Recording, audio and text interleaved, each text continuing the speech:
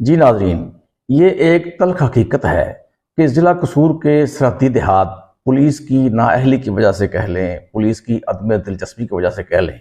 کہ بذریعہ ڈرون منشیات سمگلرز کے لیے ایک محفوظ ترین اڈے بن چکے ہیں۔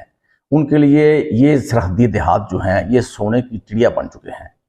لیکن انتہائی افسوس کی بات ہے کہ آج تک پولیس نے کبھی ان کے خلاف کوئی کارروائی نہیں کی تھی، جس کی وجہ سے وہ لوگ، وہ جو سمگلر تھے، وہ سرے عام منشیات کی سمگلنگ کرتے رہے۔ اور میں ایک مرتبہ پھر اس کو پولیس کی نااہلی ہی کہوں گا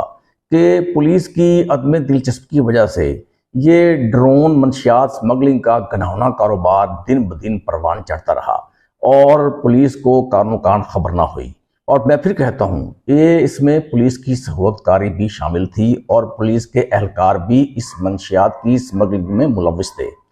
حالانکہ اگر ہم دیکھیں تو پولیس جو ہے وہ عام سے کسی منشیات فروش کو پکڑ لے گی، کسی عام سے منشیات کے عادی شخص کو پکڑ لے گی، اس پر کلو 2 کلو چرس ڈال دے گی، منشیات ڈالے گی اور اپنے فگر پورے کر لے گی۔ لیکن ان کو کیا کبھی اس بات کا ہوش نہیں آیا تھا؟ کیا ان کو کبھی اس بات کا احساس نہیں ہوا تھا کہ ان کے تھانوں کے علاقوں میں یہ منشیات کی سمگلنگ جو جاری ہے، جو بذریعہ ڈرون جاری ہے، یہ ناممکن بات ہے کہ پولیس کو اس کا بالکل علم نہ ہو۔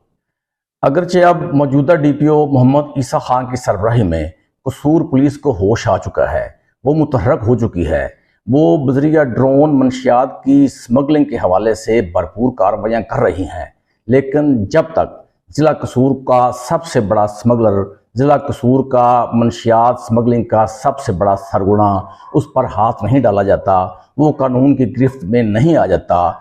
اس وقت تک قصور پولیس کی کارکردگی پر، قصور پولیس کی انٹیگریٹی پر مختلف قسم کے سوالات اٹھتے رہیں گے۔ اس کے ساتھ ہی محمد افضل ناصر بھٹی کو میری جنگ نیوز سے اجازت دیجیے۔ اللہ حافظ۔